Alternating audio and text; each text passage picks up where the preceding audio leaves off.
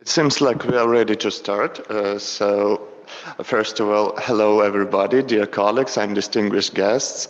On behalf of Rospatent, I'd like to welcome all the participants at the Unreal campaign today, hosted by Rospatent, together with the Russian State Academy of Intellectual Property and organized by the International Trademark Association. Rospatent, as the Federal Service for Intellectual Property, pays a significant attention to the registration of trademarks and respective brands. Moreover, we obviously aware of the protection of intellectual property rights, especially at the international level, particularly under the Madrid Agreement for the international registration of trademarks. So today I have two co-moderators with me, Darья, representing the Russian State Academy of Intellectual Property, and Dmитрий, representing the International Trademark Association. So I'd like to pass the floor to Darья. Darья, you're welcome. Thank you very much, Wладислав. I'm delighted to be joining you here today. Hello, dear colleagues, dear students, dear friends. My name is Darья, and I'm the director of the IP Competence Center at the Russian State Academy of Intellectual Property. Our university is a unique education and research center in Russia. We dedicate our work to providing comprehensive education in the field of intellectual property to undergraduate, postgraduate students, to PhD studies, and also to a variety of professionals interested in obtaining a further advanced professional training. At our academy, we believe that knowledge of intellectual property is an essential competence, and it is now it isn't required only for lawyers or patent attorneys, but economists, technicians, artists, everyone should be aware of intellectual property, and that's what we are trying to do. We believe it is a competitive advantage to know how does the system of intellectual property really work. At Academy, we pay special attention to awareness-raising projects. We work with schools. For example, this year we hold two major competitions, one for school students and one for young professionals. And everyone listening is very welcome to join it. We have special financial prizes and the topics are very interesting.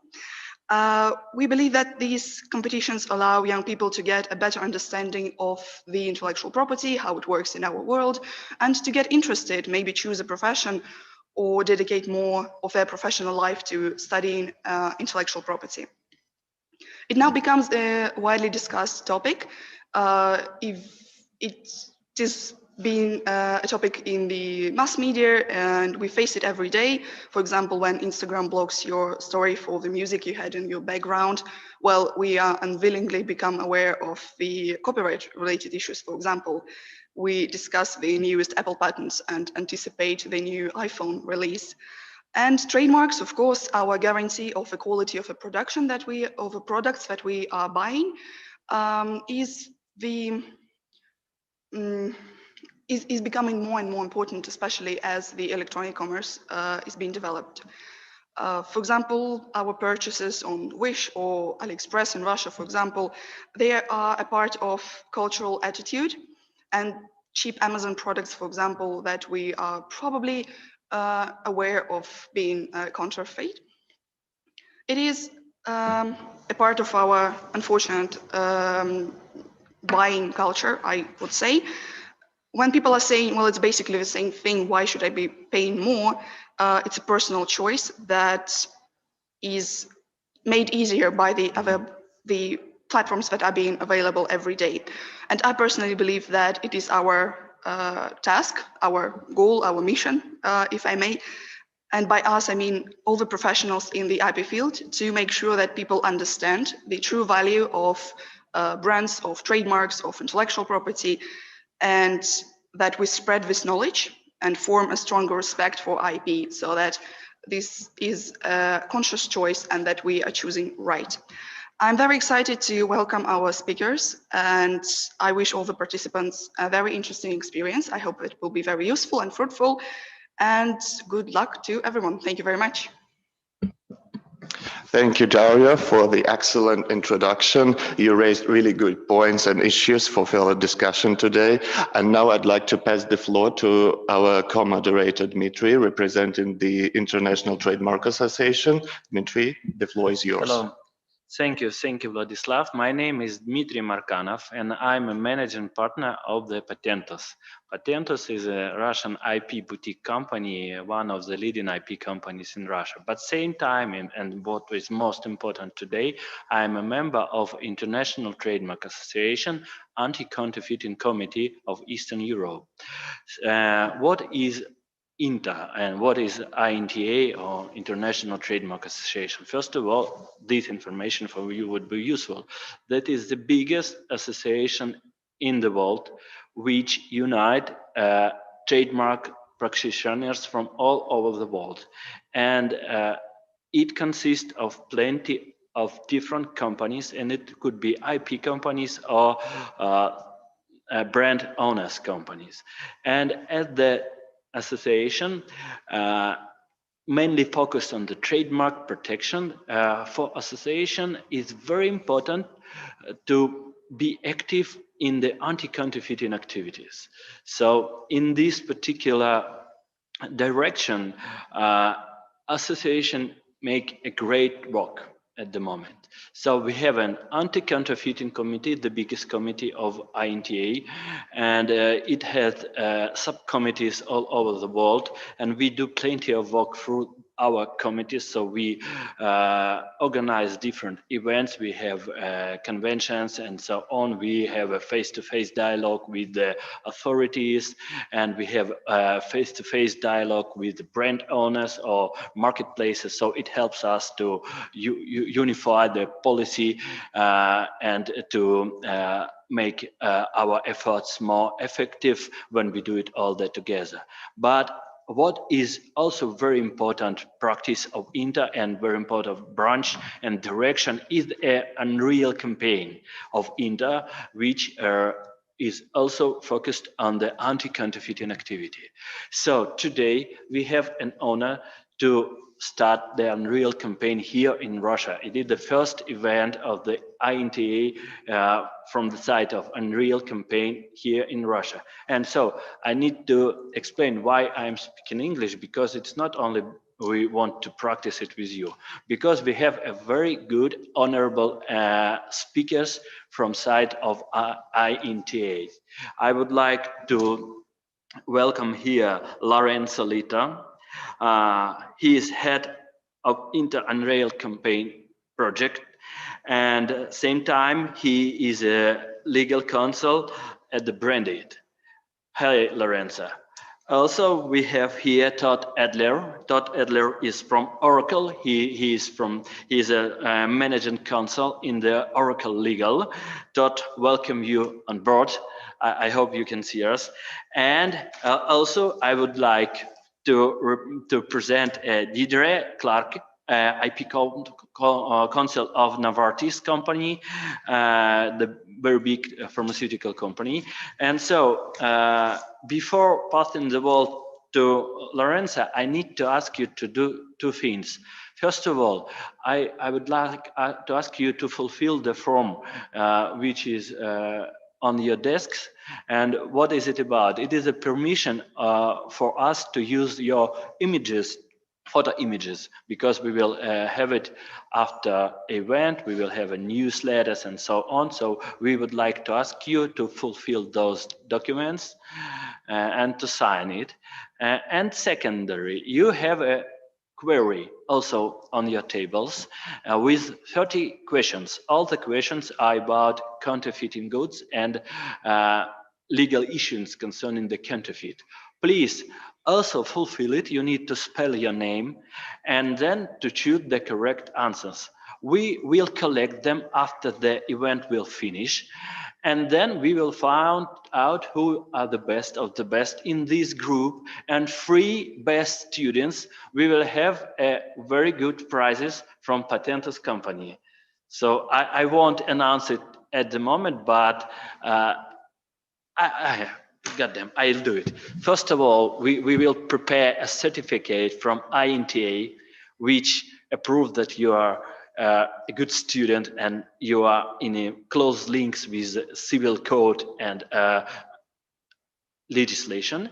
And the second, we will provide a free packages for free students to stay in my company for 1 or 2 months as a trainees.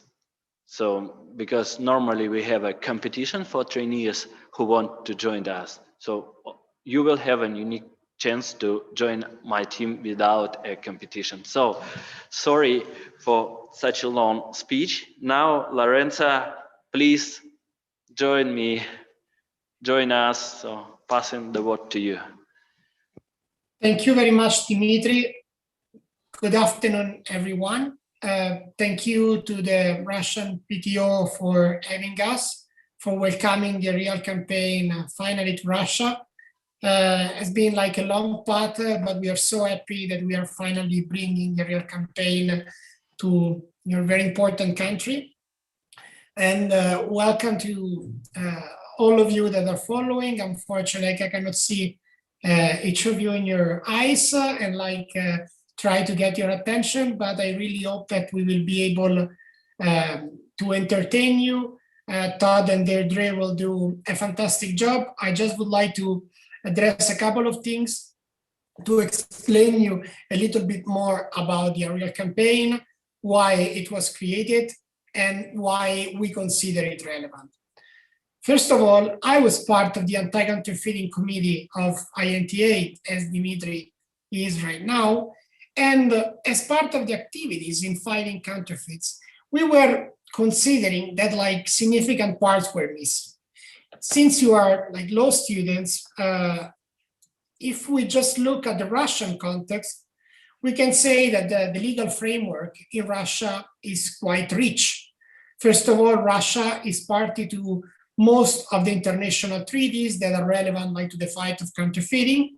And probably all those treaties from the Paris Convention, the Madrid Agreement, the Customs Code, etc. But then there are all the national provisions, the Civil Code, the Code of Administrative Offenses, the Criminal Code, the Federal Law on Customs Regulation in the Russian Federation, and the Federal Law on Protection of Competition. And both these laws, as you know, have been also recently amended in 2021. So there is a very ample legal framework, but within this legal framework, there is always something that is missing. And is exactly what Darья was saying before, is the importance of raising awareness, of bringing consumers as an active part to the fight of counterfeits. It is not only to use the law provision, it is not only to go to court and use the abilities of the lawyers, but is also to change the attitude, to change the mind of consumers. Therefore, we decided to create this awareness campaign that was for the first time designed on young students. And the very, first target were young high school students between 13 to 16. Then it was slowly extended to students until 19 years old. And recently was extended until the end of university. And I think that the extension of university has been extremely relevant because you as university students have all the tools to understand. You are not just the consumers of tomorrow, but you are also consumers of today. You have all the tools to understand whether it is a smart decision for you or not to buy a certain kind of product. But with your attitude, you can change as a consequence also the attitude of all the people that are next to you. You can communicate, you can explain, you can share. And what is extremely important for us is to share. I really hope that each of you will go home, will share what you heard today with your friends, with your families, with your fellow colleagues at the university that are not attending today, and share why it is important to make smart decisions on products, when you are purchasing a product on one side, and why brands are important, not only for the companies that own them, but also for yourself, for the society, and how like brands can help like in make also your life better. So without like adding more words and like taking the floor away from Todd and Deirdre, I'll leave the stage to Todd, and I will leave you in his very good hands. Thank you. Great, thank you, Lorenzo. And to everyone there at the Russian PTO, thank you very much for hosting us. So I'm going to, I work for a tech company, but I'm a lawyer. And so I'm not always sure that I will be as technically proficient as I would hope. So I am going to share my screen and hopefully be able to show the presentation. Start. So are you able to see the presentation? It looks like yes. Great. Let's get started then. As Lorenzo said and gave in that excellent introduction, we're from the Unreal campaign. And he already pretty much laid out what it is, but I just wanted to follow up on that and add that the point here is really just to give some information about what trademarks are and why they matter. And on the other hand, what counterfeits are and how to spot them. To give you and other young people some information on how to make good purchasing decisions. You know, information that you can just take into account and that sort of gives you a broader picture about what the function of trademarks are and how they help society or help you make your decisions about what to buy and what not to buy. So the first thing, we'll just start out with a video, and I think you all are going to play the video there. So we'll come back once you've seen it.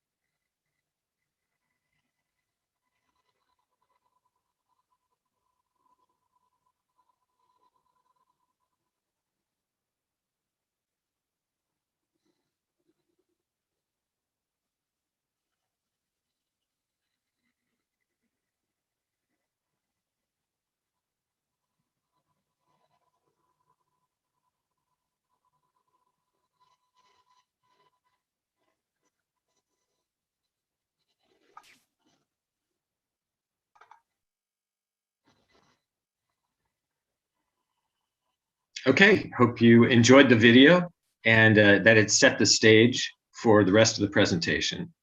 But let's start out with just what is a trademark? And we might also touch on, you know, what's unique about trademarks when we're talking about different kinds of intellectual property. So something I thought that might just illustrate it to bear in mind while we talk about what a trademark is I'm holding up my phone, And even though we're all in different countries, or several of us are in different countries, I'm guessing that just seeing the back of the phone here with no words on it and no numbers, no nothing, you probably, many of you know who makes this phone and what this phone is called, what the name of this product is. So something to bear in mind as we're talking about this is, why is that? How does that work, that you can just see the back of a product and you know where it comes from and what it is? So a trademark is, as you know, many of you may know, it could be a word or a picture, or even many other things that we'll talk about, like the shape of something or a color or even a smell, that tells you who put that, what the origin of that product is, who is responsible for that product, who put it out, and who you can get more from. Of course, the trademark, the type of trademark everyone is familiar with, is just a word. And here we have a sandwich, a hamburger, it's called a Big Mac. And many of you, I'm sure, have heard of this. And so everyone knows that when you ask for a Big Mac, this is what you're talking about. This type of hamburger that has two beef patties and cheese and pickles and all that stuff. If any of you have ever seen the movie Pulp Fiction by Quentin Tarantino, you might know that trademarks can actually vary around the world. And in that movie, there was a discussion about how another McDonald's hamburger, which is called the Quarter Pounder in the US, is called something else in Europe, the Royale with cheese. So sometimes trademarks can change by country depending on the individual culture or other reasons. But many trademarks are known throughout the world, such as the Big Mac, by the words, just the name of the product. And then, of course, it could also just be a design or a picture, what we call a logo. And this tells people everywhere what the company is that produces the product. And probably when I held up the phone, the first thing you noticed was the Apple logo, and that was the giveaway. Oh, that must be an iPhone, and it must come from Apple. So just that little picture actually carries a lot of meaning in it. And it tells you a whole lot of stuff about the type of product and the quality you expect from the product and who you can talk to if something goes wrong with that product. Now this goes a little bit beyond the word or the logo. This is the shape of the product. If you're familiar with this, it's a little cracker, a cheese cracker called a goldfish. For obvious reasons, it's in the shape of a fish.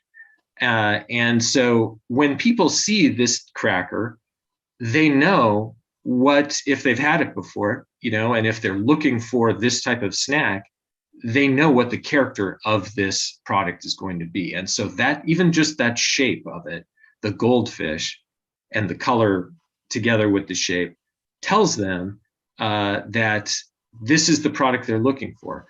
One interesting thing about this is you may not know the company, even if you know what a goldfish is and what this cracker is, you may not know really which company produces it, the name of the company, which happens to be Pepperidge Farms.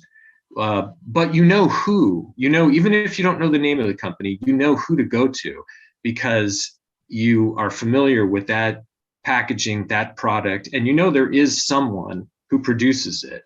And that maybe they make other products you like as well, even if you can't remember their name. This can also extend to product packaging.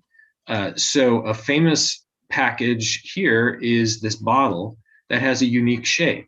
There's this curved shape with sort of ribs in the glass.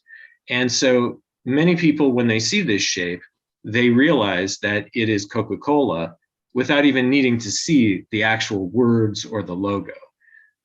So the design of a product itself, like the cracker, or of the product packaging, can tell people a lot about what the contents of the package are or what the characteristics of the product are. Now, it's not just products, physical products you can buy. There are services. And so a service mark is a type of trademark. Here we have Amazon, which is obviously a very well-known mark for e-retail, online retail. If you want to buy something online, Amazon, this mark tells you what to expect from that experience, what to expect from the website and the delivery of the product and the shopping experience. But I do want to make the point here that trademarks are not just for big corporations. They're not just for the Amazons and the McDonald's of the world. Trademarks are also for your local businesses. So if you get a haircut, if you eat at a restaurant, if you go to your local bookstore, even something like a private school that children are sent to, they all are identified by their trademarks. They have a name or a logo or some other form of trademark that we're talking about. And that tells you, oh, I really like the dish at that particular restaurant. I really like the way they prepare the food. I like the quality of the ingredients.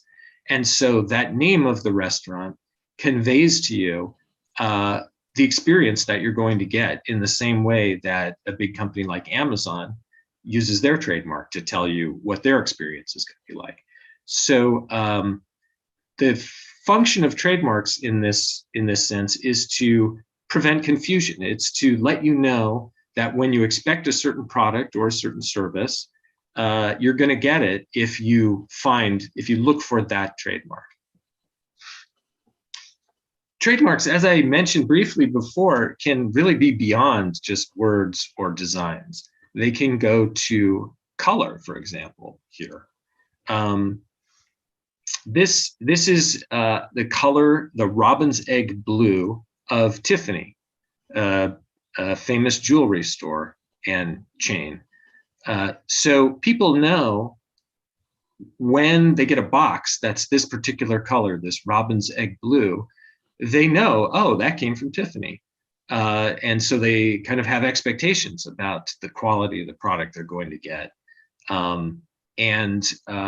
Really all sorts of associations can just come about from just this color, because Tiffany has been associated in the minds of people with this color because of all their years and years of producing quality jewelry in association with the bags and the boxes that the jewelry comes in, and this color displayed on their stores. There are other color marks you might think of. Many people have seen Louboutin shoes that have a red sole on the bottom.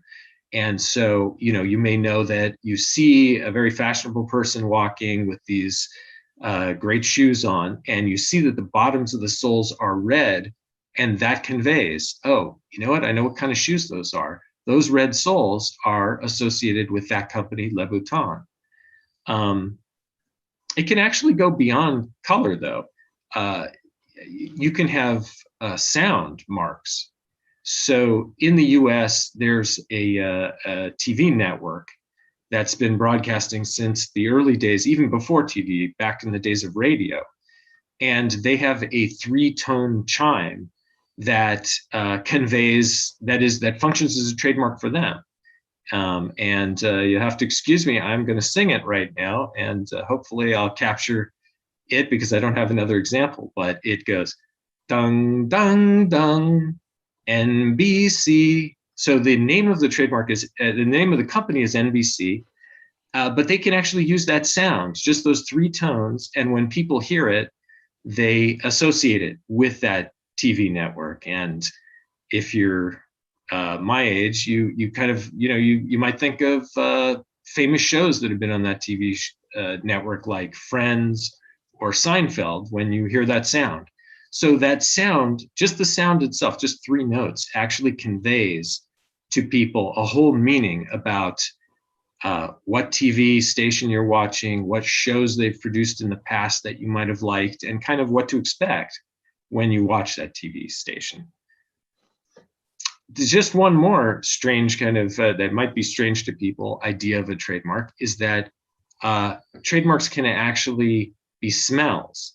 So there is a company called Play-Doh that makes a children's toy that is sort of a clay-like material that children can, make anything they want out of. It's colored clay, basically.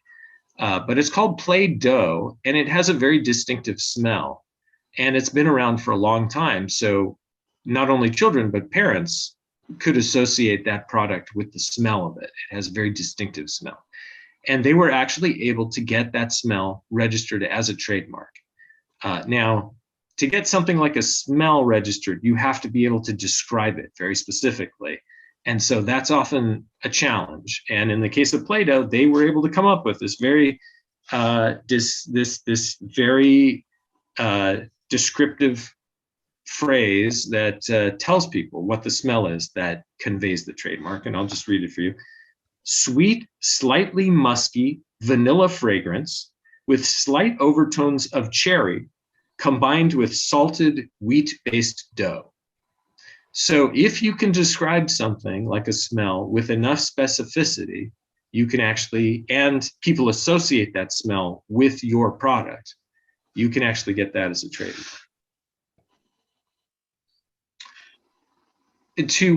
Just to finish off the types of trademarks, you can even have something like this building, like features of this building. So McDonald's has gotten a trademark for these particular features, which are the yellow elements of the bill, excuse me, of the building. The curved roof and the projection, the yellow curved roof and the projection of the yellow awning. So that tells people that when they see it, even if they didn't see the McDonald's mark and the logo, they would associate that with, oh yeah, that must be McDonald's.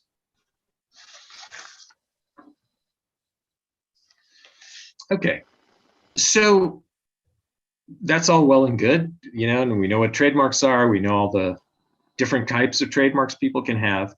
But at this point, so what? The question might come up, why does it matter?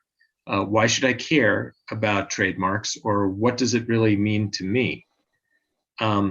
So it's a good question, and let's try to answer it.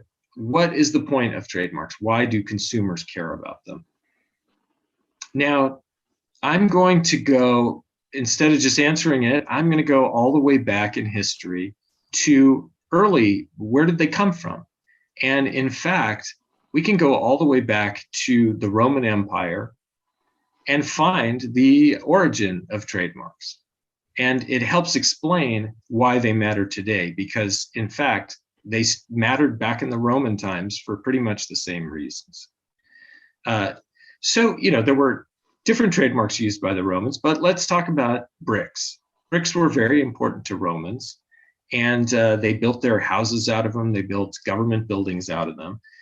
But bricks had to be made in a particular way. They had to be high quality or the building would fall down. So they had to be made of good materials, and they had to be prepared in a long, intensive process where the bricks were completely dried. In order to really have structural integrity, in order to keep the building standing without falling over, the bricks had to be well made. So they had to put a mark on the bricks to say who the brickmaker was. So, the bricks were made with a mark on them so that if the building fell down, they would know who was responsible for these bricks, who made these bricks. Did they use the right materials? Did they prepare them in the proper way? So that tells us sort of the first initial reason for trademarks, which is you want to know who is responsible for this product, who stands behind this product if something goes wrong. And that's really a consumer protection function that protects consumers, unlike other forms of intellectual property that we could talk about, like copyright and patent. The thing that makes a trademark is the consumer's knowledge of the company that produced the product. But it really goes beyond just holding someone responsible. And we even saw that in the Roman world, that people associated certain products with quality. And so they wanted to know, hey, I really like this pot that I bought from the pottery maker, or I really love this jewelry that I got. So it became known as, well, you know, I see the mark on the product. This mark tells me that I got it from this jeweler who makes really good stuff, or these bricks are very durable and this building's been standing for 50 years and I want bricks from that same brickmaker's family because they know what they're doing. So that's sort of in a nutshell, even from ancient times, we see that trademarks are associated with the quality of the product, the quality you expect, or the characteristics, and it tells you who stands behind the product. But there are other purposes for trademarks as well. For a consumer, trademarks make it much easier to find what you're looking for. There are search costs for shopping, right? You think you know what you want, or you do know what you want, but you've got to find it. And so you go to the store, and for example, you know, I go to a supermarket and I want to buy cereal.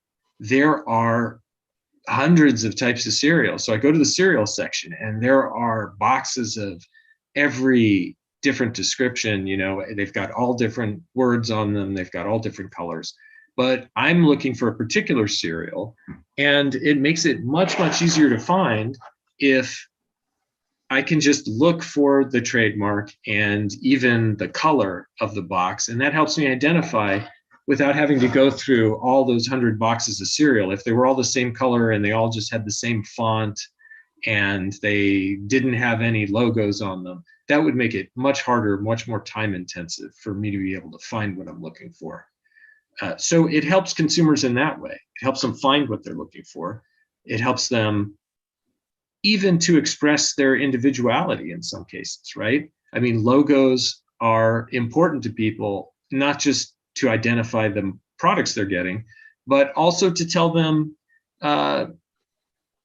something about themselves even, you know. So buying a car, for example, many people consider not just that it has 4 wheels and an engine and doors, but kind of what that car stands for and what that car tells people about them. You know, does it say that you have a family and you are a practical person who really prizes value? Or does it tell people, you know, I'm sort of a sporty person that likes to, you know, who has a zippy car that goes fast? Or obviously clothes that you wear, the all sorts of things. So for consumers, trademarks are very useful for all these reasons. They're also useful to companies, of course. And why? Companies communicate with their customers, and so they want to be able to have customers find them. So the same reason that trademarks can help customers find what they're looking for also let companies communicate with customers. And these days, one of the main places that companies need to find their customers is on the internet. So when you type a trademark into a search engine, you really want to be sure that what pops up is the actual genuine company that produces the product. You don't want to be diverted off into a fake or a counterfeit that you weren't looking for and that you didn't get what you expected. So that's a way that trademarks really help companies in reaching their customers. It also lets companies distinguish themselves from their competitors. So companies can compare their products to their competitors' products and give consumers reasons why they might want to choose that company's products. The trademark really helps with that. And beyond all that, though, trademarks have an enormous amount of value.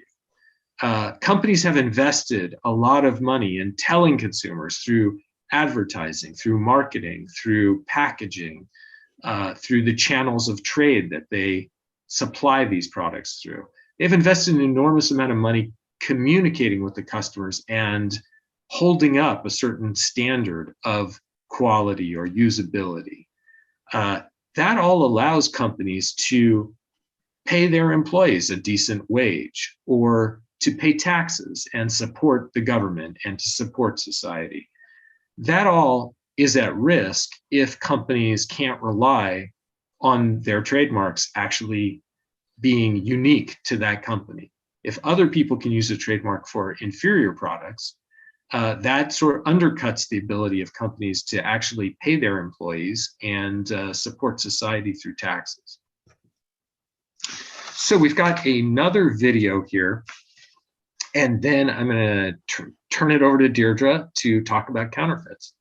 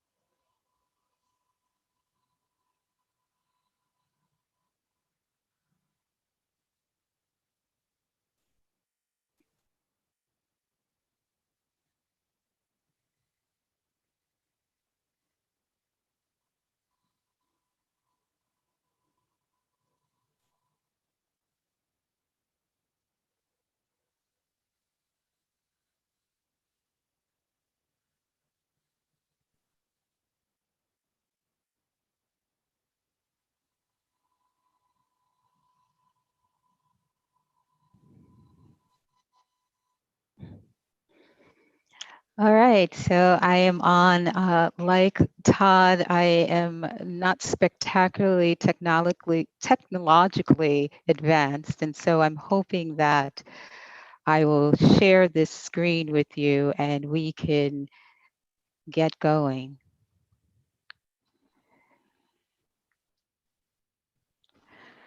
Right.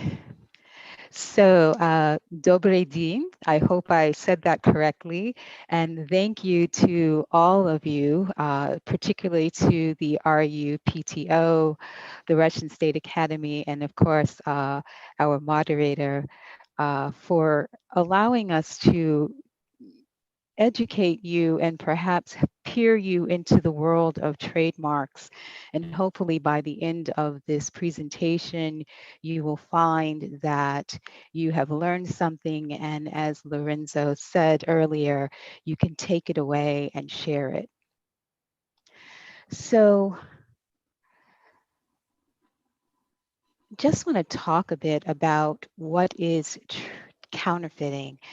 And up until now, we've talked about how trademarks are important, what a trademark is, how it functions in the marketplace, and how it helps you to find the goods you desire.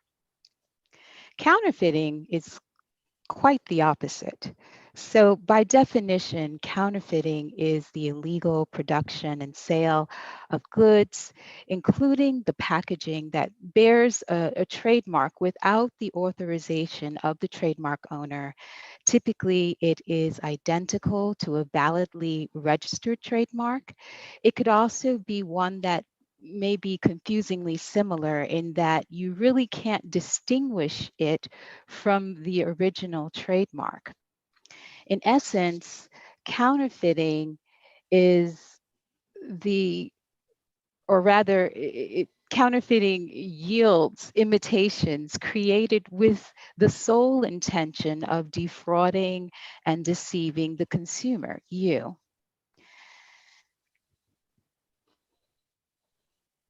So you may be asking, well, how does this affect you? Particularly when you're buying a good at a cheaper price, you're perhaps thinking you've got a great deal, but there is something else that you should know. Counterfeit products typically are made out of poor quality materials. They will fall apart. There is no refund or return policy. There is no consumer service line that you can call when things go awry. And really, more importantly, the goods haven't been tested properly. And so that can affect your health and safety. Consider this. If you buy, say, a counterfeit sunscreen and you use it on your skin, and you develop a rash or even a chemical burn because the product was made with goods that weren't frankly good for your skin. And so this is how counterfeits can affect you in the most extreme way. But counterfeits have a more broader reach in terms of the harm that they can do to your community. Counterfeiting leads to job loss, tax increases, funds illegal activities. To put things in perspective, the counterfeit market will expand to 1.8 trillion US dollars by the end of 2020. And this is according to the International Chambers of Commerce. Additionally, there are thoughts that this number may balloon due to the surge of online shopping during the COVID-19 pandemic. The sale of fake goods also breeds crime because counterfeits are produced with really a high profit margin, right? They're using, unfortunately, cheap labor. It could be people in far-flung countries in awful plants or basements that are hazardous, and they're working at pennies on the dollar. And so what ends up happening is that criminals take these goods that they've now produced cheaply and they provide them to wholesalers, like vendors, discount stores, and sometimes, although perhaps rarely, these goods will show up in high-end luxury stores. And the other issue is that these criminals then use their profits to fund more counterfeiting activities and other activities that conceivably could damage your neighborhoods and the towns that you live in. Another thing to consider is that the taxpayer is hurt as well. The tax revenue that could go into infrastructure, like the roads that your towns have so that you can ride on them without having potholes, or the schools that you learn in. If they're not getting the proper funding and they're underfunded, students suffer. It also goes towards things like supporting your local firefighters, your police officers that keep you safe. In essence, counterfeiting can harm your community and you. So we can't see each other, but just ask yourself if you've ever seen a counterfeit good. And what is it that made you think that you were seeing something counterfeit? Do you know it when you see it? Were you at a street vendor, a flea market? Were you on the internet?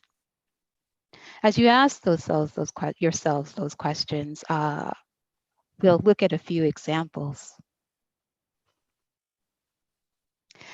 So here is really an example that we typically see when we go on the internet and we're shopping. you see the famous Beats headphones by Dr. Dre. These are very expensive headphones, and they have amazing sound. And typically they run anywhere from $200 US to $600 US. And you see on, I guess it would be my left, that there's the official website where you can purchase the item. And then on my right, there is the unofficial. So what are the giveaways in this particular instance? Well, for one, the headphones on this other website are only $20. That should be a complete red flag to you. It says that there's only 3 hours left to bid on it. And what I find quite interesting is that it says that they are black replicas, which is also a red flag for you. But the other thing that you should consider is that if you purchase these, maybe you won't even get them, one. And two, if you do get them, they could actually injure your hearing because they haven't been made up to standard.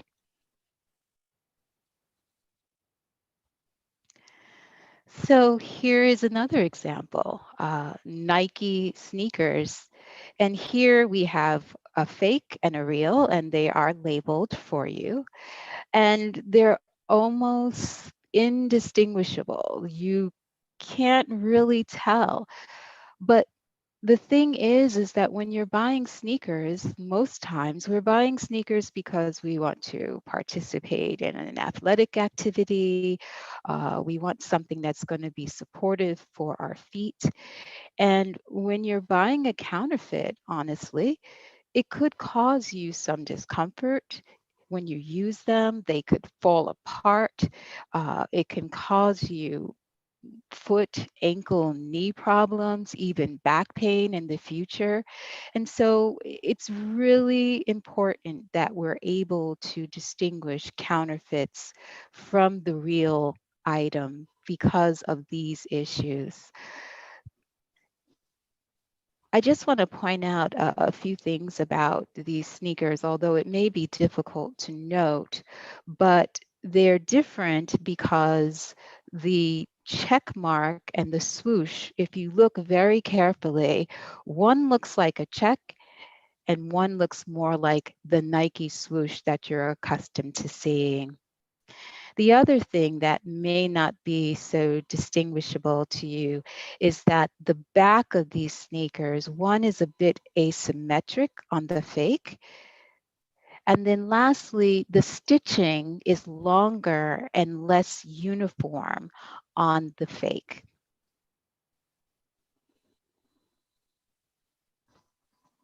Here's another very popular item that people rush to buy.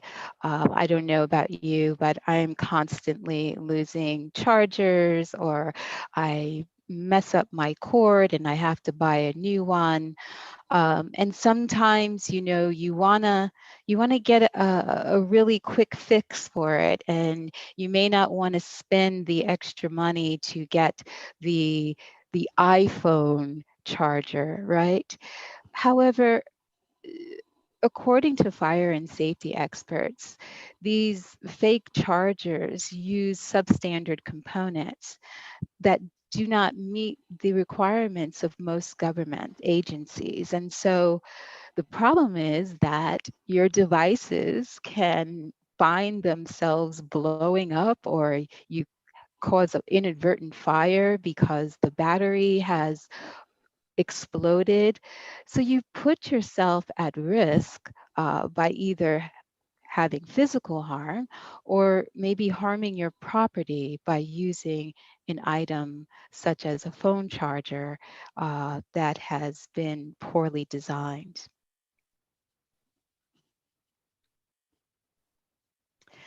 So how do we guard against and protect trademarks from counterfeiting? Well, we do it through different agencies, laws, governmental enforcement agencies. Some examples, obviously, are the laws that you have on the books in Europe and in the United States. We have organizations like INTA, where we vigorously advocate for branding and owners, and we try to ensure that the counterfeiting market is diminished as much as we can with the tools that we have. There are also law enforcement agencies. Your customs agents can seize goods at ports. You have agencies related to food and drugs who can also weigh in on, counterfeit cosmetics, counterfeit goods. And so all of these come together to create an environment that makes it difficult for counterfeits to exist on the market.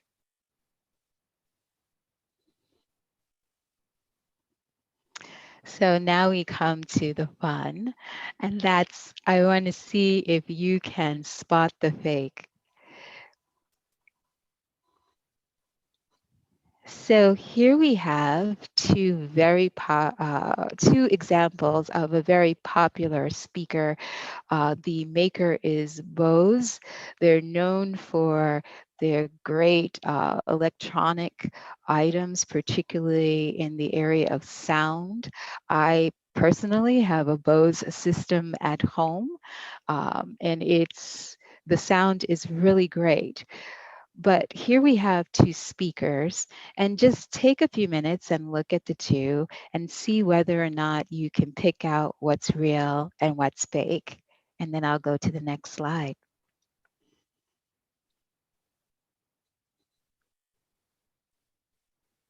Okay. Actually, we have a tip at the right of the page. Yeah, we do. So if you didn't guess it already, note the things that are pointed out in the slide. So at the top, you notice that instead of having the typical universal sign for power, we have this like little bow tie thingy there. And that seems odd. The other thing that you should note is that typically a Bose speaker is heavy in weight. It feels heavy in your hand. Usually counterfeit speakers will be lighter because they're made out of plastic, more lightweight materials. You'll also note the grill holes are much bigger and on the fake as opposed to the real Bose speaker.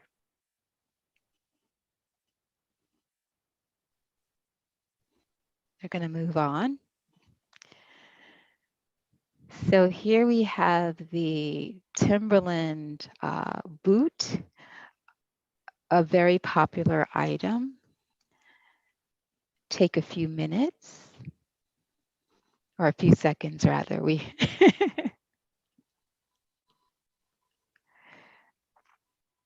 Moving on.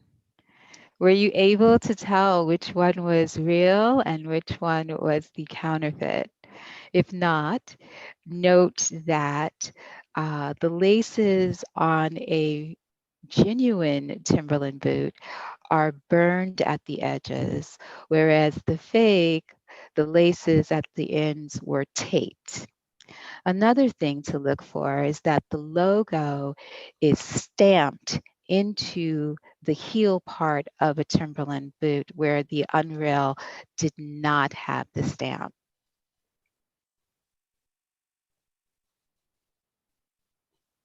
We have one last example. I think this one is sort of easy. There's a kind of a dead giveaway on this one.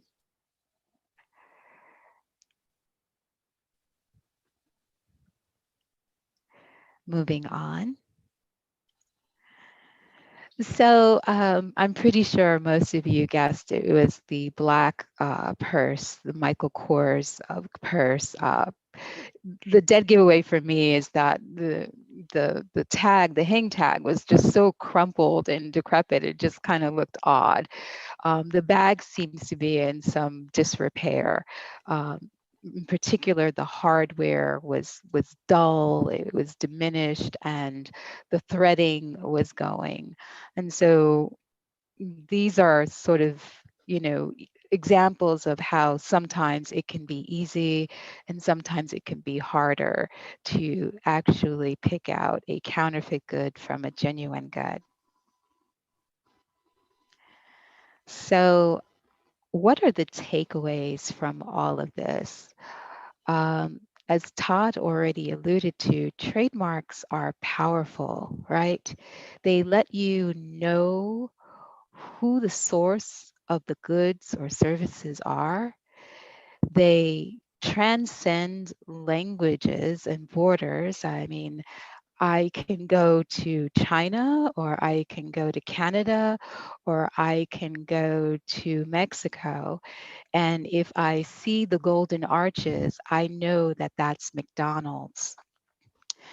Counterfeiting is a big problem that affects you, and it also affects the broader community. But most importantly, you play a role in the solution by going forth from this day forward and making purchasing decisions that will help you, A, support your communities, and B, keep you safe. So with that, I'd like to thank you for your attention. Spasiba. And I will turn it back over to our host. Okay. Thank you, colleagues. Thank you very much, Todd, Lorenza, and Deirdre, for a very great presentation. It was interesting even for me, such a short and very clear summarize of the types of trademarks, what is trademarks, typical, untypical trademarks, what is the purpose of the trademark, and what is the harmful consequence of the counterfeiting. So at that moment, dear colleagues here in Moscow, dear students, we have a possibility to ask questions to the speakers, and I do remind you that it is quite a unique opportunity for you to ask a question for in-house counsels of such big companies as an Oracle or Novartis. So if you have any questions, you can ask them in English or in Russian. If you cannot formulate it in English, we will try to help you in translation. So don't be shy. So I can help you. I will ask the first question, for example, and it would be not just a question, it would be my thoughts concerning the counterfeiting goods and why in Russia we have such a huge problem. Because there are two types of the counterfeit good consumers, not producers, but I'm telling about the consumers. One type of them, they do not understand that they're buying fake goods, and the purchase of the fake goods in their situations is just a result of the misleading of them. So they do think, they do hope that they're buying real goods. And in Russia, I would say that we have more presented the second type of the consumers. They do really understand that the goods are fake. They don't have any misunderstanding, and no, they're absolutely sure that these goods are fake, but they do buy in them because they want to buy something that looks similar to original goods, that looks very expensive, like a Louis Vuitton bag or Gucci shoes or something like that. And we have markets here in Russia which are specialized in selling fake goods. Everybody who comes there, they do understand that there are only fake goods and that the price is very, very, very low for them. And I would like to ask Todd, do you have the same situation in your country with such an behavior of the consumers and with such an intention of the consumers to the fake goods? Because I would say we have a very high tolerance here for fake goods. So people don't think that it is bad to have a fake bag or fake shoes, that it is not a criminal offense, and they even think that it's very wise and smart to buy fake, and it's okay to wear the fake. Do you have the same situation, or maybe you have another type of consumers at the moment with a more, let's say, wise position? Sure, thanks. Thanks for the question. We certainly do in the United States have problems with counterfeits. If people have traveled to cities like New York, you can see people selling counterfeits on the street many times. And yes, I agree with you that people do know in many cases that they're getting counterfeits.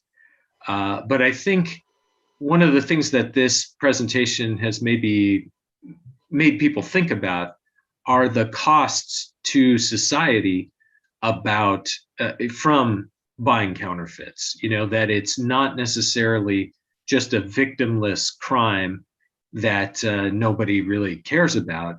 It really does put money into the pockets of criminals who are doing other things that are much more damaging in many cases. And also to think about the people who are making those products.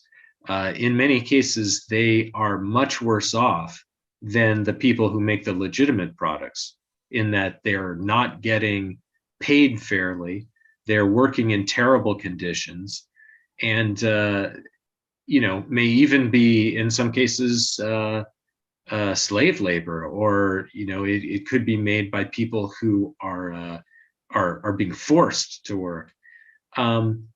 But the other thing that I think is important to think about too, in many cases, are the effects that these products could have on you as a consumer.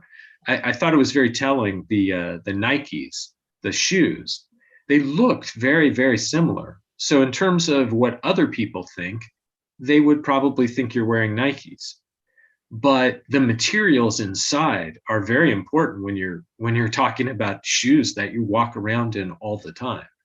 And so is it really worth saving the money to be wearing and walking around in shoes that could really hurt your feet, give you back problems, not give you the support you need? Not to mention that counterfeit products are often really shoddy and they fall apart quickly, or sometimes other people can spot them and know that you're wearing counterfeits. But to answer your question, yes, we certainly have that problem here. And it is a very difficult one to deal with because it's so pervasive, and these products are easy to sell at places like the market that you spoke of. You know, we have them here. They're called swap meets or flea markets, places that people just go to and they sell things to each other. You know, sometimes just their used things or crafts or things like that, but also a lot of counterfeit goods. So it is very much a challenge. And that's one reason why we have this Unreal campaign to help educate people about the broader costs to themselves and to society. Okay. Deirdre, did you want to? Okay, Todd, thank you. Very nice answer. So as you can see, we have the same problems here in Russia and in the United States. As for me, I honestly thought that in United States, consumers are more care about if it is counterfeit or not. But it turns out that there are same people, same students, same scholars who are buying fake Nikes because they don't have money for authentic one. And what is important, I think, for you for consumers to understand that buying fake goods is not only harmful for the society, for everything. It is some kind of lie to yourself. You're lying to yourself that you are buying an authentic good, that you are pretending to be a person who are really not you. If at the moment you cannot afford a Chanel bag, you're just lying to yourself that you can afford it. Better to buy authentic Zara or something like that, and to stay in a peace with you inside, and to stay true. So I would say buying a fake is to stay in a lie, in a dark zone. If you prefer authentic goods, you are not lying to yourself, first of all, because it is not for others, you're lying yourself. So remain true with yourself, stay true with yourself, and that is very important. So one more question for all of you guys. Maybe Lorenza, you will decide to answer it as well. So what are the main at the moment sources of spreading the fake goods in United States and in Europe? For example, in Russia, it is paradox, but we still have a very big markets which are selling almost legally the fake goods. And it is a huge problem because we cannot ask the police act against them because they have a very high links and close links with the governmental bodies and as well with some police structures, so it is very hard to act against such a big platforms. I mean, not online, at offline. They have a great volume of fake goods, and from now we facing another problem, that there are more and more online shops and places when the counterfeit goods are spreading through the website. So what is the situation in the United States and Europe? What is the main problem? Websites or real shops? So if I may jump in, main issue, as you correctly pointed out, is for sure that the online world has changed the rules of the fight against counterfeits. That's like the first point. First of all, because counterfeit products are easily accessible, like to everyone. You don't need to be like on a certain street or in a certain like street market. You can find whatever you want comfortably from your computer. And this is like global. And on that, like I don't see that many differences like from one country to another one.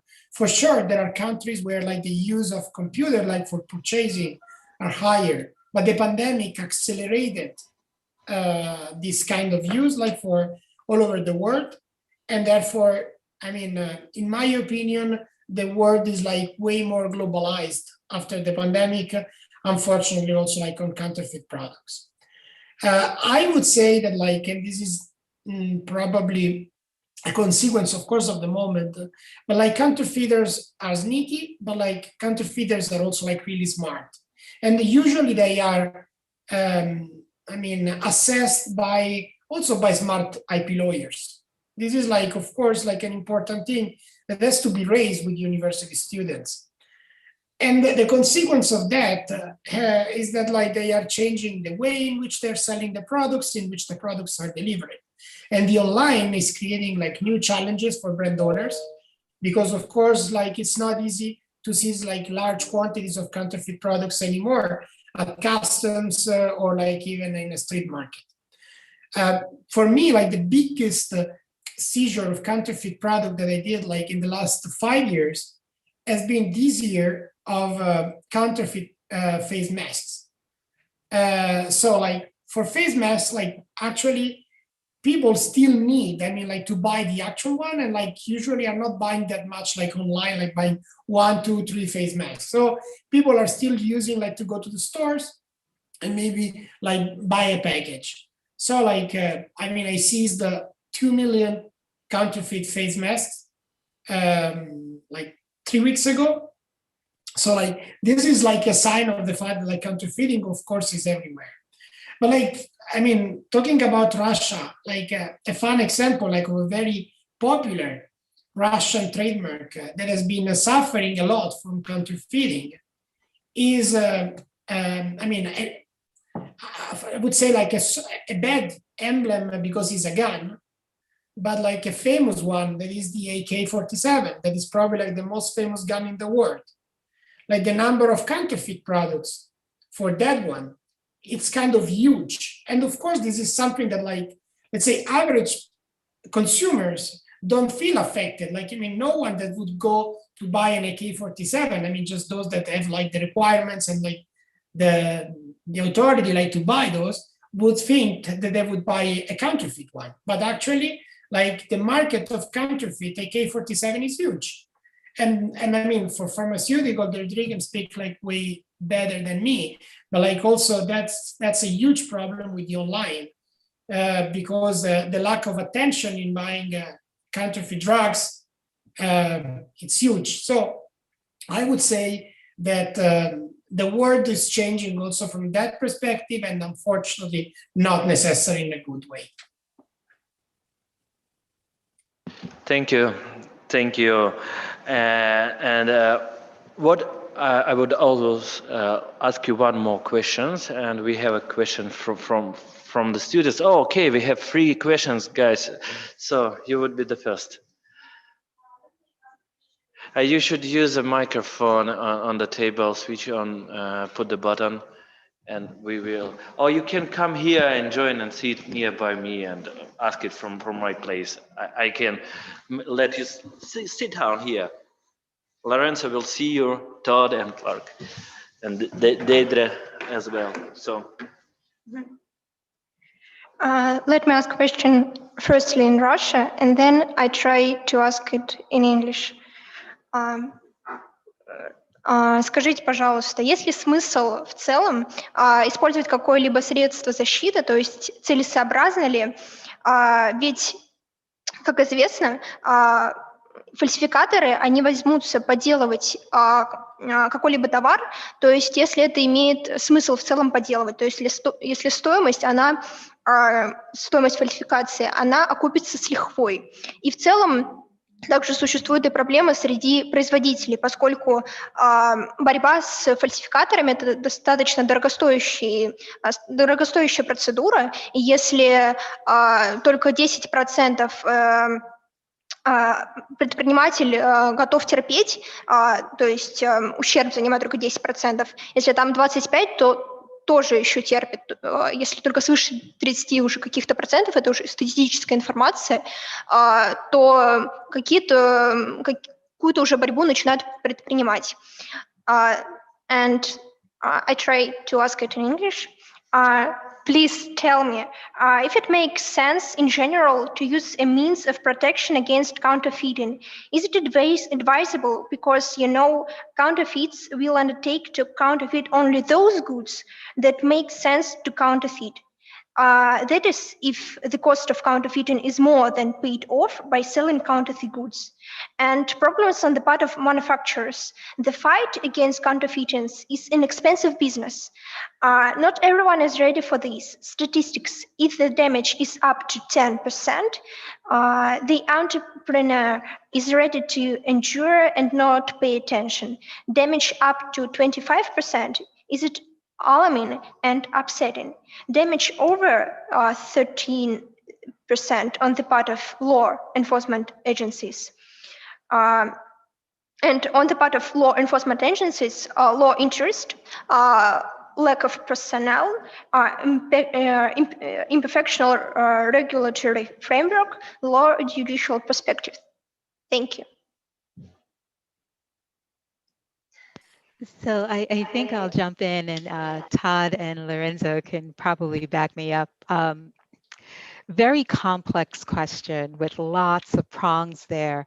But I will say that, yes, it's difficult to sort of stem the tide of counterfeiting in a way, because for a company like my company, which is a pharmaceutical company, we sort of try to choose our battles, right? And one of the I guess, hallmarks in terms of thinking about how we attack counterfeiting is that we don't want a drug out there that is counterfeit that can harm people. And so sometimes it's just a matter of trying to figure out, okay, if this is in a foreign country and the item is being sold online, we do test purchases where we figure out, okay, what is this composed of? Once we find out, that it could harm people, we then try to identify who's selling. We try to take down the site through certain proceedings where we can have the site taken down. We try to get local authorities into it, where we might have them raid a particular office if we can figure that out. But you're right, it's very difficult, and it's difficult for a company of my size that's a global company. So, it's really hard, but we try to remain very vigorous. We have internal groups within the company that all they do night and day is look for counterfeit goods on the internet, in different websites all around the world. And that takes a lot of resources, but from our perspective, it's very important because it is really a health and safety issue. Todd or Lorenzo? I think you're in an industry where that's particularly acute, and so that makes a lot of sense. I think, whoops, there we go. It's an interesting question how you evaluate whether it's worthwhile and to what extent you want to police counterfeits. But another aspect of it, it's not just dollars and cents. It really, counterfeits can undermine the trust that people have in a company. So for example, my company, Oracle, we do all sorts of software and hardware and cloud related goods and services, but it can really undermine the security of computers if there are counterfeit components, for example, that get installed in hardware, and that can cause all sorts of downstream effects. Also, another area of our business is there's a huge, we call it an ecosystem of developers and programmers, people who work on Oracle systems. We have certification programs where if someone gets a certificate, it shows that they have been trained in that area of Oracle systems, so that people who they work for know, okay, this person has basic proficiency, they have basic skills or maybe advanced skills because of this certificate. If we allow schools to cheat and provide certificates that people didn't earn, by saying that they are an Oracle affiliate, saying that they have the official Oracle tests and educational programs, but really they just created them themselves.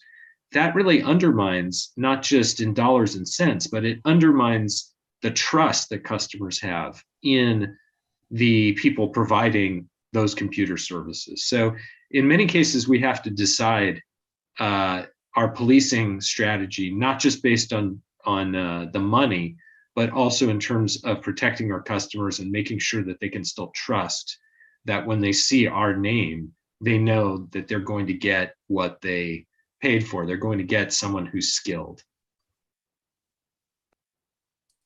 Yeah, and just to, kind of add like my point of view that I'm not working as an in-house counsel. I can tell you that there are like two key points that have been raised by Deirdre and Todd.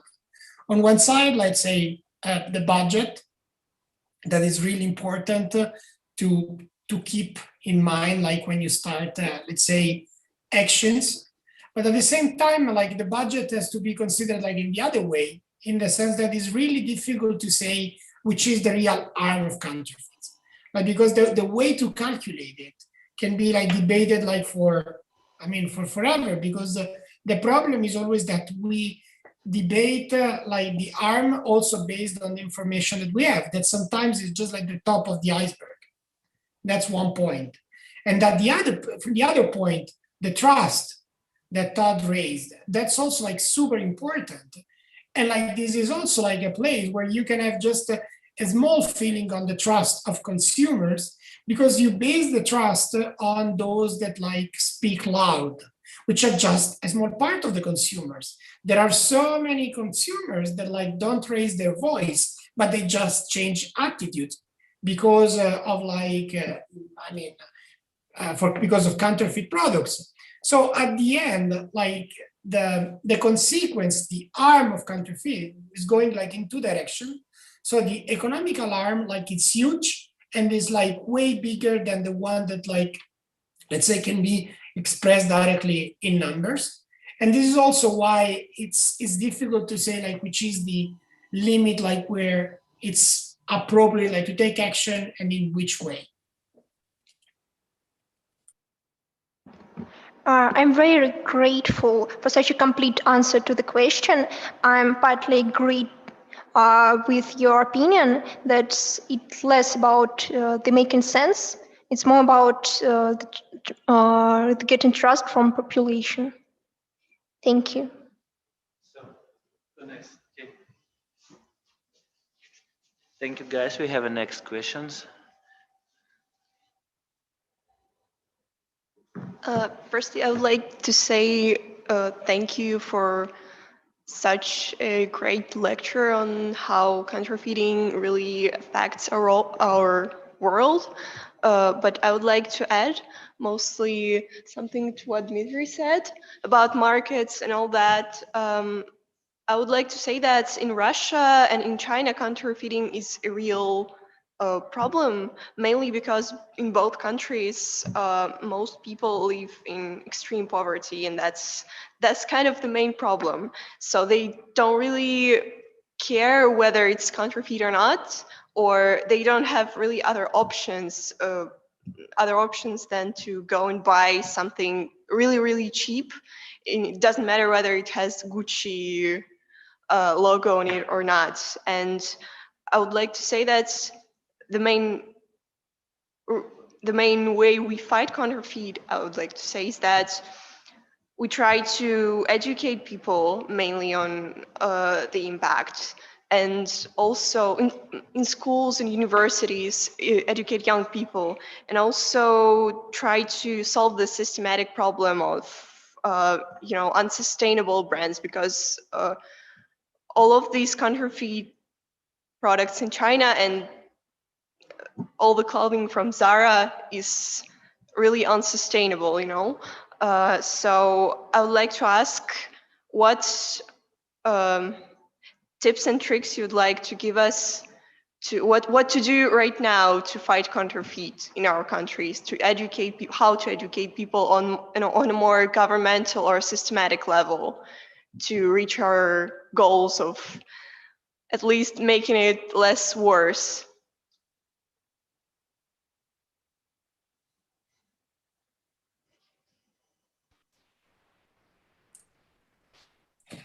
Lorenzo, where are you going to go?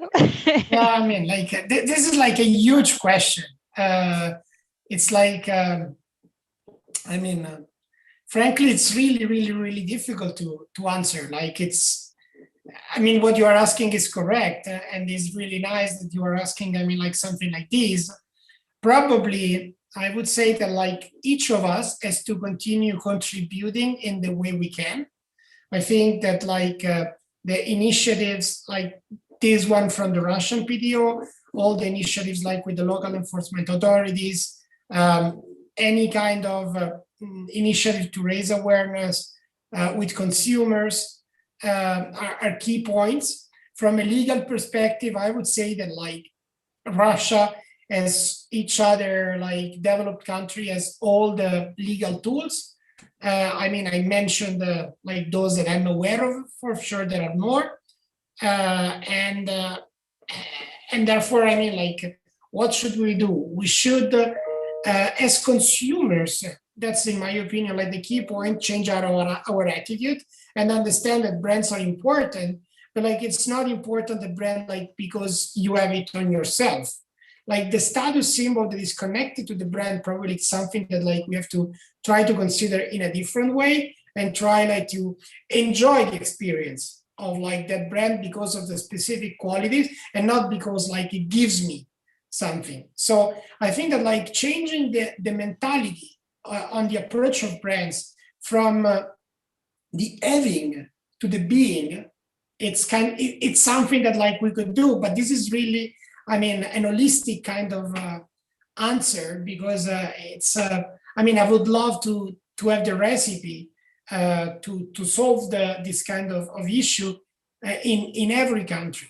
Like the Russian market, I mean, I know it partially because I've been dealing with anti-counterfeiting activities there for the last 20 years, but I mean, I'm not into like every single step. Probably all the team of PATENTUS like can give you like more appropriate answers.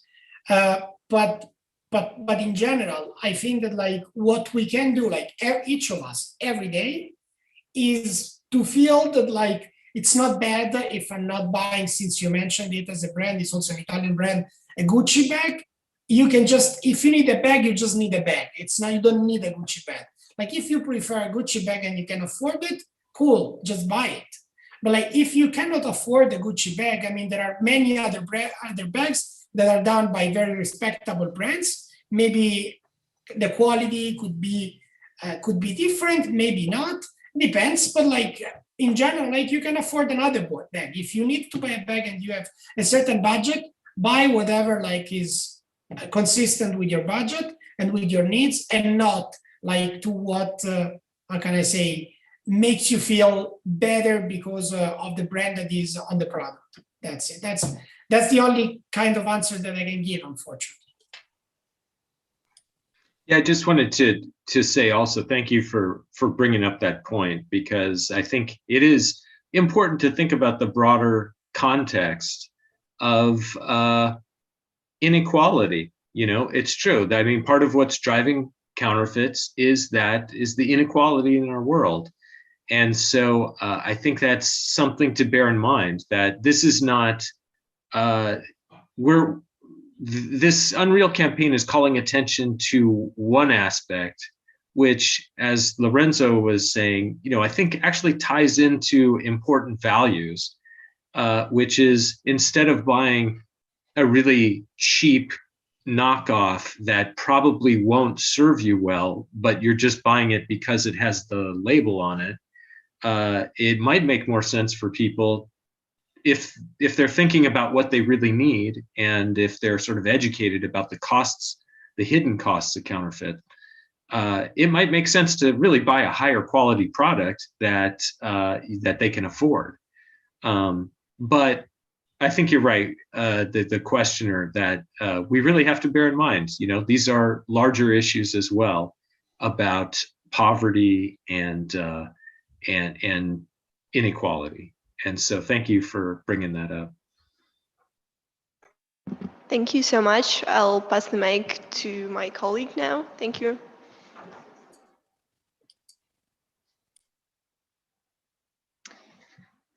Okay, good afternoon, dear all, and good morning still to some speakers.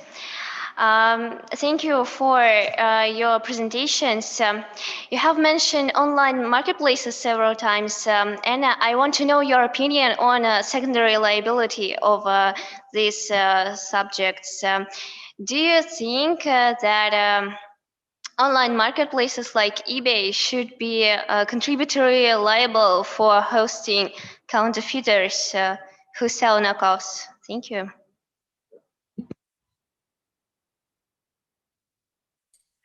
I leave this to the brand owner. So I think I'll kick us off. This is a very controversial question, particularly if you are in-house counsel at eBay or at Amazon or those companies.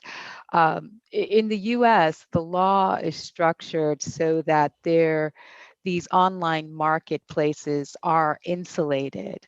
And they are supposed to have certain procedures in place to eliminate counterfeit goods from their marketplace when they're advised by brand owners.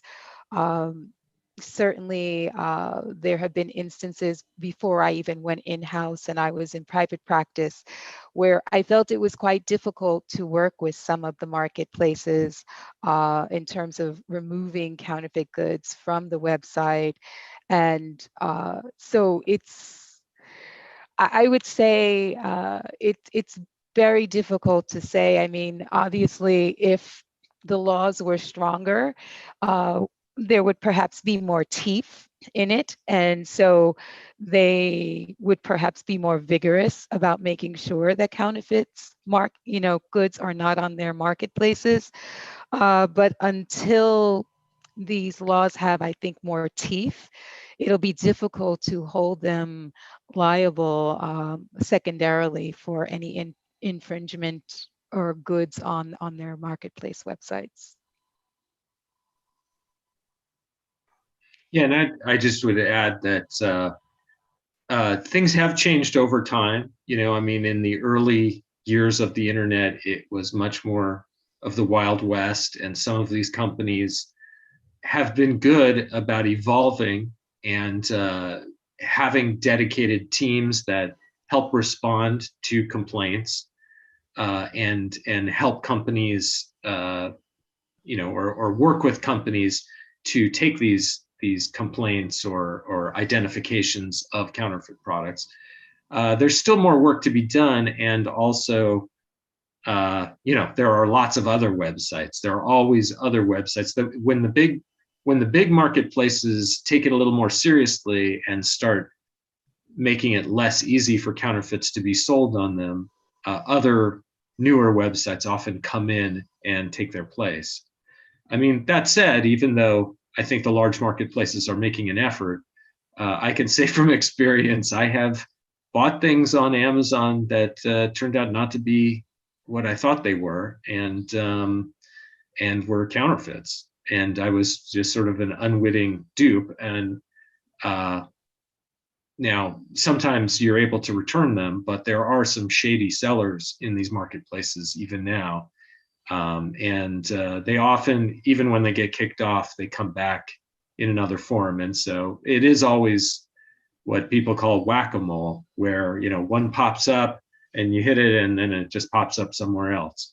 And so unfortunately, that is the reality.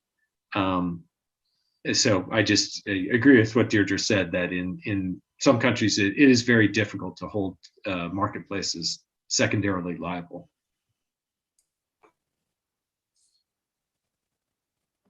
Thank you.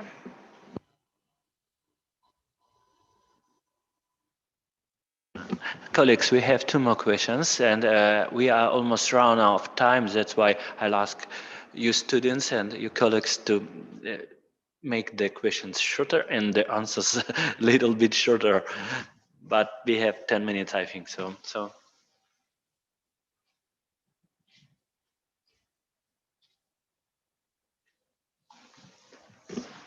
Hello, everyone. Thank you for your speech. It was very interesting. Let me ask you one question about what do you think about taking responsibility to people who buy counterfeit goods? Because I did research and understood that there is a law in France when people pay big fine by buying clothes, shoes, or bags. Maybe it's more. It will be more effective to fight these buyers, not sellers. Thank you. Thank you for your question. I can answer based on my experience. In Italy, we had that kind of law provision.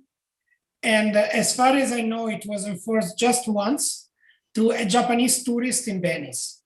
Because the real problem is like that you have to prove, like when you change the point of view and you go on the consumer, that like the consumer wanted to infringe. And the problem is that maybe with, let's say, luxury products, it could be discussed. Probably, like most consumers know that if you are buying, again, since was mentioned before as an example, a Gucci bag from a street peddler, probably you are not buying a genuine product. But like if we switch like to other kind of goods, and just said that counterfeiting is everywhere, it's really difficult like to have that kind of measure. So let's say, for instance, with pharmaceutical, it would be really, really, really difficult to put the responsibility on the consumer that is buying online. So I'm not like a big fan of that kind of solution. I don't know if Deirdre or Todd have different ideas.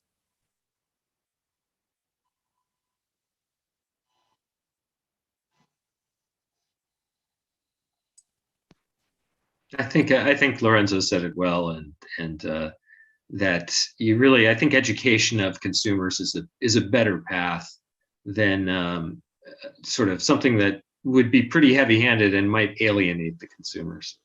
But thanks for the question. Interesting idea. Thank you very much.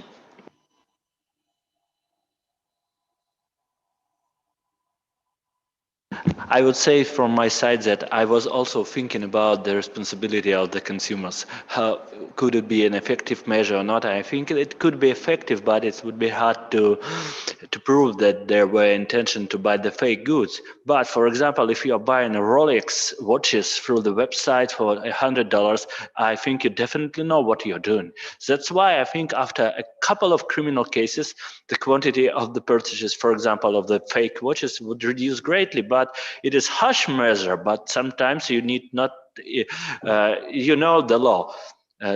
Teach, but if you cannot, you can punish. So maybe we can start to punish the consumer. So we have a last question here.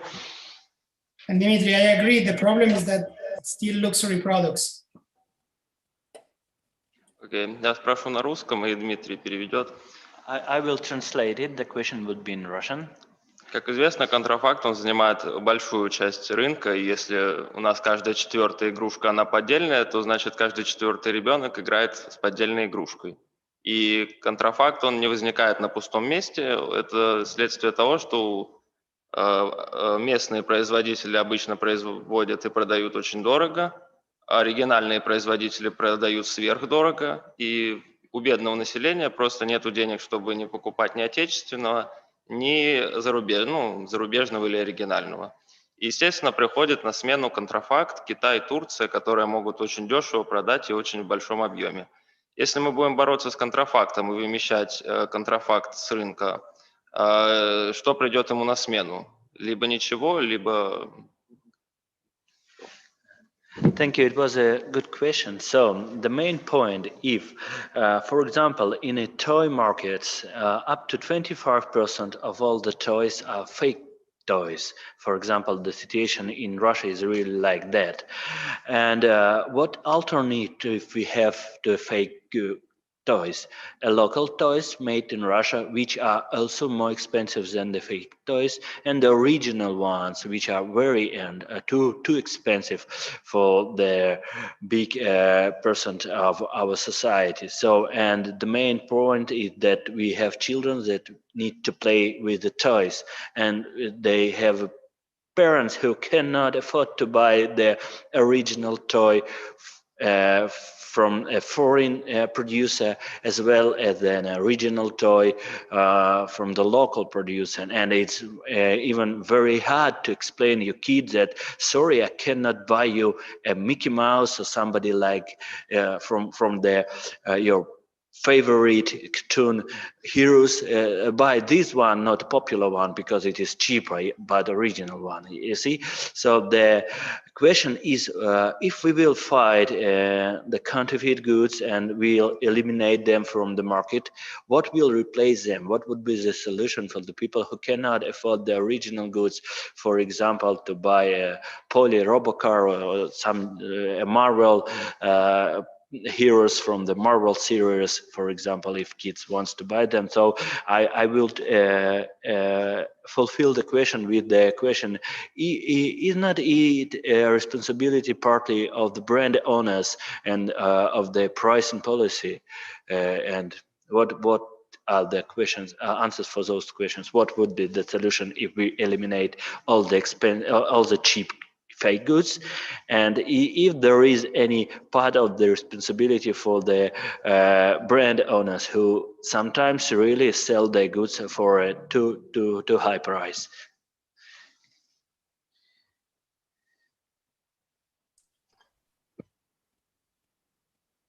Do you want to go ahead? Okay, sure. It's a great question, and a very it's a difficult situation. I've been in the situation myself of seeing how expensive branded goods can be. I would say that there is an opportunity here, though, because it's not that say that other companies can't sell similar goods.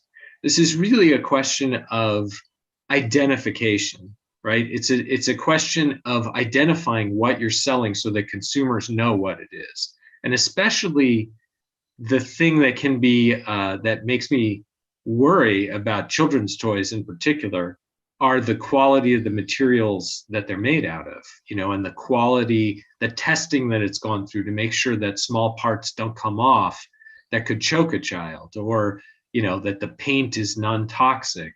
There are so many issues of quality that come into children's toys. And I think that the answer that hopefully would come out of it wouldn't be that we need cheap knockoffs of the branded toys that are too expensive, but that there could be basically ingenuity. There's a whole tier of the market that is there for someone to move into and make maybe similar, their own superheroes, or cars that are sold under their own name, but that fulfill the same sort of, that are appealing to children. But I certainly can, understand the point that kids can be very persuasive, and when they want Iron Man or something like that, or they want the same Mickey Mouse, as you mentioned, that they've seen, they may just want what looks like that. But I would hope that the answer would be in figuring out someone coming in and serving that part of the market in a way that's still safe, and has products that wouldn't pose a danger to the children. So it is difficult because it's hard to undercut counterfeiters, right? Counterfeiters can sell at a very low price because they produce goods that are often, inferior in quality. They have much cheaper components, and they don't pay their workers with the same labor costs. And they also are free riding on the goodwill of the big companies, right? They don't create the characters. They don't create the movies that the characters are in, or develop the stories that these characters come from. So it's a difficult question, but I think allowing counterfeits unfettered undercuts the whole system that generates new products and new stories and new characters.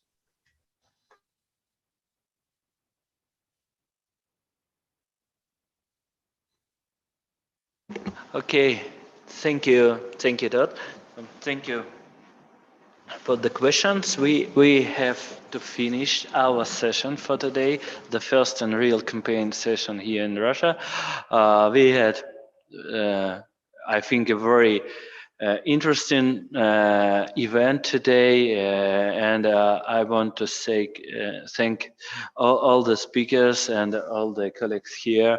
It was interesting for me, and I'm very happy about your questions, dear colleagues, dear students. Very happy about your interest, and I'm very happy how deep you think about the fake goods and about the diversity of the questions you raised.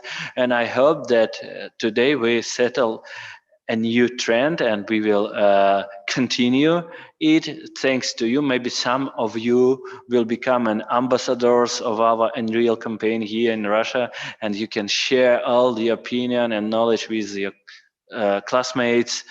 And we are always happy to organize something similar for your classmates, for your friends.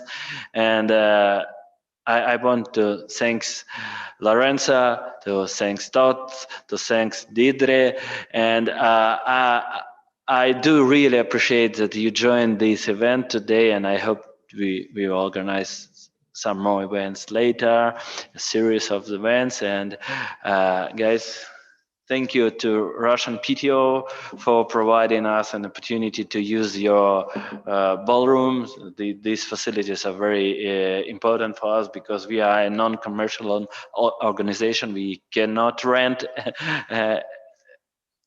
such a facilities. So thank you very much.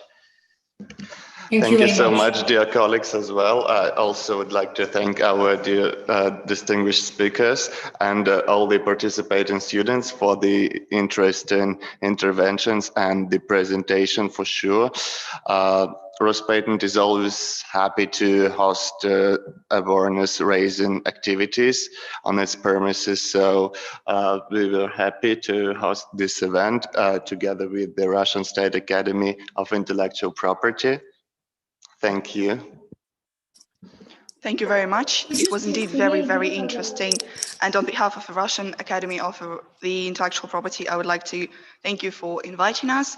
And thank you, dear speakers, for such an interesting presentation. And my colleagues and I will be looking forward to further events.